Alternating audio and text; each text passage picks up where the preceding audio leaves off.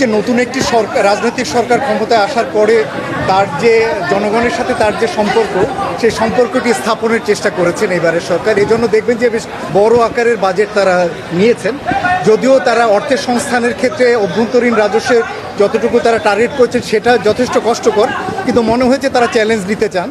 এছাড়া বাজেট যে ঘাটতি রয়েছে সেই ঘাটতির ক্ষেত্রে কাগজে কলমে দেখানো হয়েছে যে তারা বিদেশি ঋণ কম নেবেন, বেশি নেবেন, আর অভ্যন্তরীণ ঋণ কম নেবেন, কিন্তু আদতে দেখা যাবে যে বিদেশি ঋণ হয়তো এতটা পাওয়া সম্ভব হবে না। এক্ষেত্রে তারা অভ্যন্তরীণ ঋণ বেশি ব্যবহার করবেন এটা অনুমান করছি। এতে যেটা আশঙ্কা হচ্ছে সেটা হচ্ছে বেসরকারি খাতে ঋণ প্রাপ্তির ক্ষেত্রে একটা চ্যালেঞ্জ তৈরি হতে পারে। সেজন্য সরকারের উচিত হবে অভ্যন্তরীণ উৎসের বাইরে বহিস্থ উৎস থেকে কিভাবে বেসরকারি খাতের জন্য ফান্ড ফ্লো নিয়ে আসা যায় এবং তাদের জন্য ঋণের ব্যবস্থা করা যায় সেটি দেখা।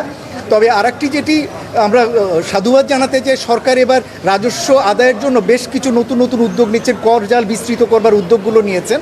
এটা করতে পারলে আমার ধারণা এনবিআর একটা বড় সাফল্য হিসেবে বিবেচিত হবে।